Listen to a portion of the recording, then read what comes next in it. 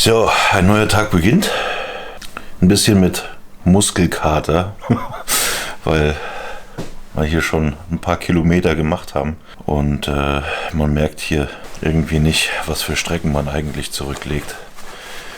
Mit Sand bei den Dünen, noch nachts hoch aufs Oberland. Und ja, was haben wir heute? Ich werde mal gucken, ob es klappt, mich mit einer Einheimischen treffen, zwecks einer Geisternetzbergung. Mal schauen, ob sie kommt. Und ja, danach mal sehen. Keinen festen Plan. Mal gucken, was wir aus dem Tag machen. Die besagte Dame ist Teil der Mission Erde Community. Mal gespannt, was uns erwartet. Aber wenn wir da helfen können, machen wir das natürlich. Es ist auch so ein bisschen die Fortsetzung vom Cleanup-Projekt, wo es ein Video zu gibt, oder besser gesagt schon 3 mittlerweile, was ich in meiner Heimat durchführe, dieses Jahr sogar 2-mal. Und der Müll, der bei uns in den Flüssen landet auch irgendwann hier draußen in der Nordsee. Hier sind Fischereiabfälle in Form von Netzen und so weiter ein großes Thema. Die Dinger sind leider auch tödlich, lange nachdem sie über Bord gegangen sind. Manch ein Fischer entsorgt kaputte Netze einfach im Meer und da verfängt sich so ziemlich alles drin, was irgendwie rumschwimmt.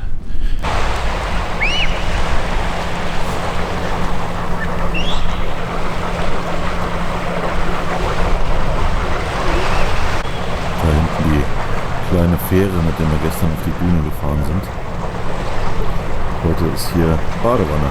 Wir haben keinen Wind. Der angekündigte Wind, der irgendwann nachts kommen sollte wieder, nach der Ruhe, ist bis jetzt noch nicht da. Aber das Wetter auf den Inseln ist sowieso immer anders als das, was der Wetterbericht sagt. Helgoland hat auch hier schon Behälter parat gestellt für Sachen, die man hier unten im Hafen und an den Stränden findet, um zu helfen, die Insel sauber zu halten. Sauberkeit ist hier ein großes Thema. Zu meiner Freude findet man, zumindest ich jetzt in knapp 3 Tagen, nicht einen einzigen Kippenstummel auf der ganzen Insel. Absolut vorbildlich.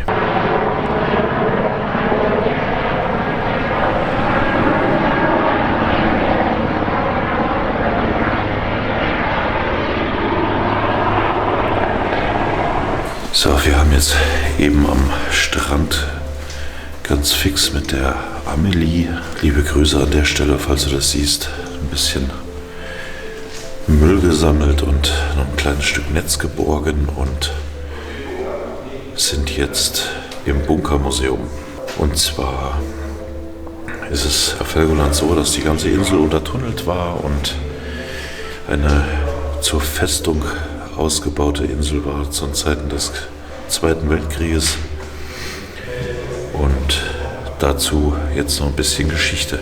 Ein bisschen komischer Klang hier, aber ja, ist halt so. Es gab sowohl Zivilschutzbunker als auch militärische Nutzung, zum Teil durch Zwangsarbeit ermöglicht.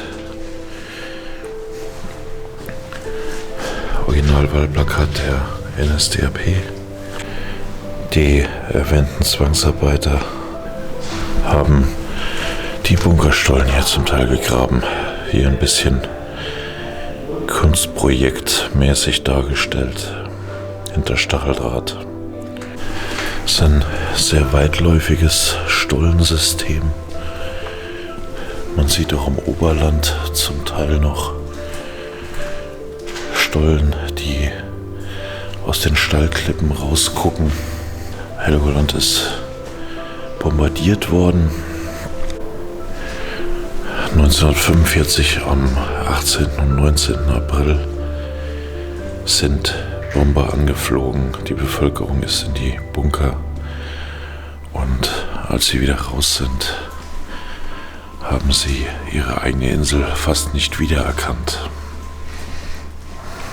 Man hat anschließend versucht, 1947 die ganze Insel zu sprengen, weil man der Meinung war, wir sollten keine Hochseeinsel besitzen, weil die einen entsprechenden großen taktischen Vorteil hatte. Und das handelt es sich dabei um die größte nicht-nukleare Sprengung der Welt. Hier ist so ein bisschen aufgeführt, was dafür verwendet wurde. Das sind schon enorme Mengen. Die Mengen an Bunkern auf der Insel ist so hoch, dass viele Gebäude bis jetzt noch Bunkerräume in den Kellerräumen haben.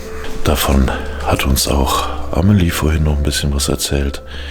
In dem Haus, in dem sie wohnt, ist im Keller auch noch eine Bunkeranlage. Man findet auch bis heute auf Helgoland immer noch Reste der damaligen Behausungen, Tonscherben, teilweise Besteck. Das ist das Einzige, was von der Insel noch übergeblieben ist. Hier sieht man Bombenabwurf mit dem auf der Düne befindlichen Flugfeld. So wie hier sah das ganze Oberland aus, das ganze Unterland aus. Es stand kein einziges Gebäude mehr.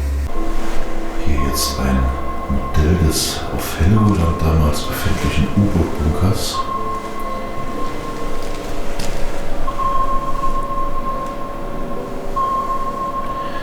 Der ist gesprengt worden und davon ist nicht mehr viel da. Das U-Boot UC-71, die U-Boot-Markierungen deuten auf die kaiserliche Marine hin.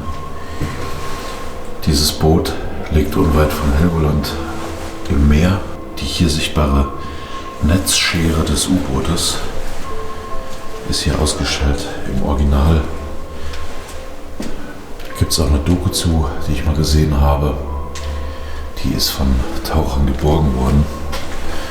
Man sieht hier die Halterungen und hier sind gehärtete Klingen eingearbeitet, um sich durch U-Boot-Netze zu schneiden, die eigentlich dazu dienen sollten, U-Boote von der Einfahrt in die Häfen abzuhalten. Hier auch im Modell nochmal zu sehen. So, gewechselt zum Oberland und wie es hier so ist, von jetzt auf gleich zieht Nebel auf, alles wird ein bisschen nass, aber hier gibt es auch noch so ein paar Sachen, die ich euch zeigen kann. Hier sind im ganzen Oberland sind hier Vertiefungen drin und alles sieht ein bisschen seltsam aus. Das liegt daran, dass hier an der Klippe mal überall militärische Gebäude standen, Bunkeranlagen standen und zum Teil zugekippt, zum Teil abgerutscht. Aber hier sind auch eine Menge Bomben gerade damals von dem Angriff.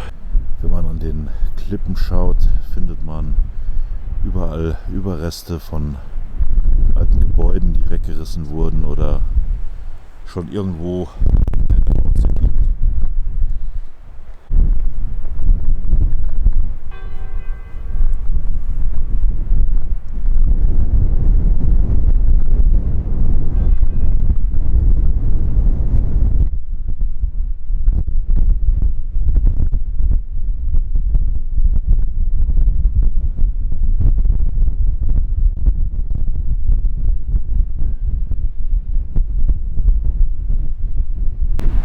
Wieder sind hier Fundamente zu sehen, teilweise im Krieg von Flugabwehrstellungen, teilweise von Scheinwerfern. Hier sind Kabel noch im Boden.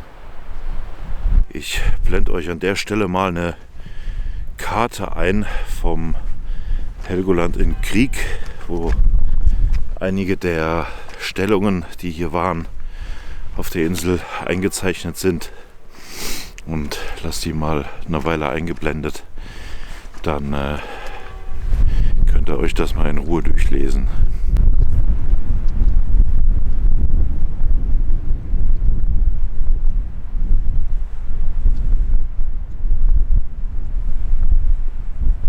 Im Sommer sind hier in den ganzen Felsen überall Vögel, die da brüten. Weiter hinten ist auch noch eine Stelle, wo die Bastölpel ihre Kolonie haben.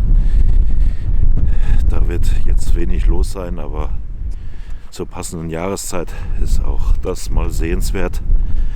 Das ist eigentlich ein Riesenspektakel, nur leider, vielleicht ist auch noch was davon da, von den Nestern.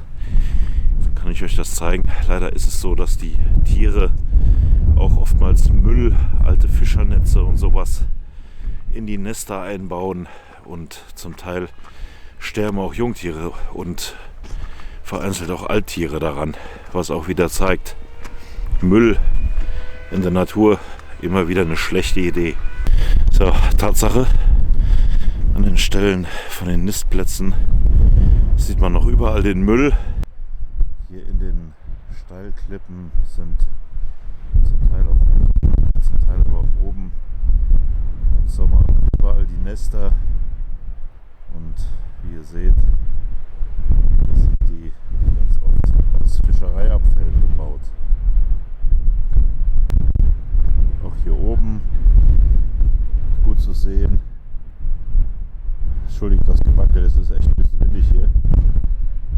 Alles voll mit irgendwelchen Resten. Es wird gerade wirklich ein bisschen ungemütlich.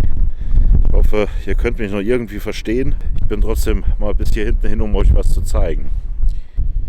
Die angesprochenen Nester sind hier noch vorhanden und was da alles drin rumliegt, ist einfach der Wahnsinn.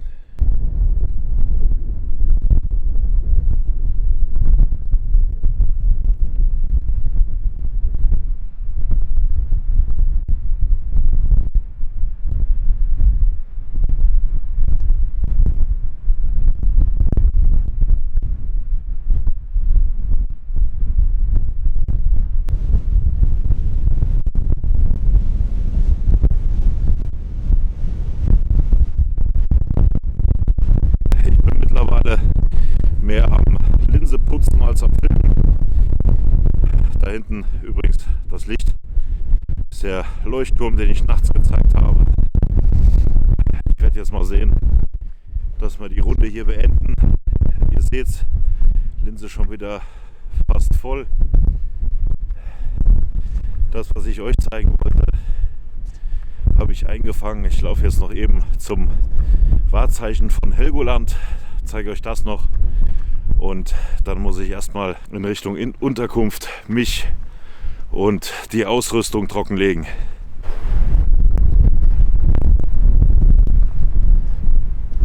Den macht das Wetter hier oben scheinbar gar nichts. Die Wolle ist dick genug.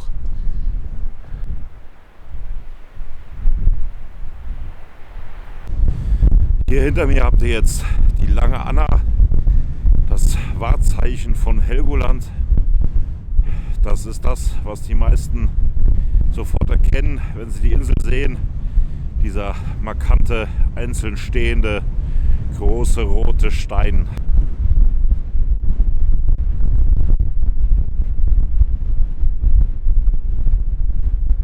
Wie fast auf allen Nordseeinseln gibt es immer irgendwelche wilden Geschichten, irgendwelche Stories, warum was wie heißt. Bei der Langen Anna könnt ihr das mal googeln. Das ist ganz witzig, was das mit der Langen Anna so auf sich hat. So, ich sehe jetzt zu, dass ich hier oben wegkomme, weil es wird gerade wirklich ungemütlich. Das, was hier wie riesige Steine aussieht, hier sieht man es, die sind unten glatt, sind alles Reste von großen gesprengten Bunkern. Hier auf der anderen Seite der Insel ist der Nordstrand und wenn ich richtig gesehen habe, sind da unten auch ein paar Robben. Vielleicht werden wir da unten morgen mal ein bisschen rumlaufen und ein bisschen Müll sammeln. Dann gibt es auch noch mal ein paar Babyrobben.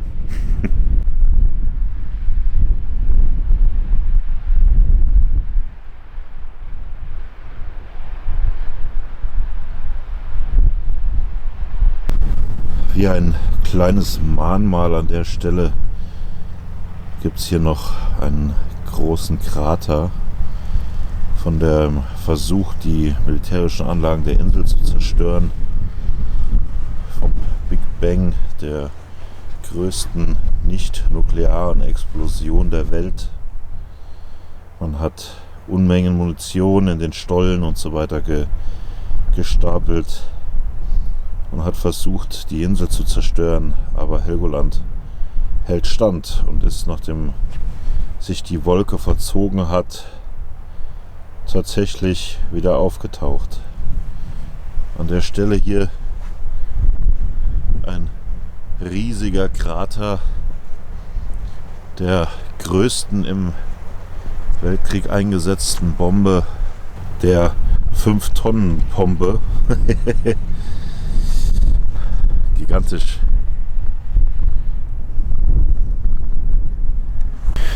Das war jetzt der gesamte Weg übers Oberland. Auf dem Heimweg noch ein bisschen was mitgenommen. Jetzt muss ich aber wirklich sehen, dass die Ausrüstung ins Trockene kommt.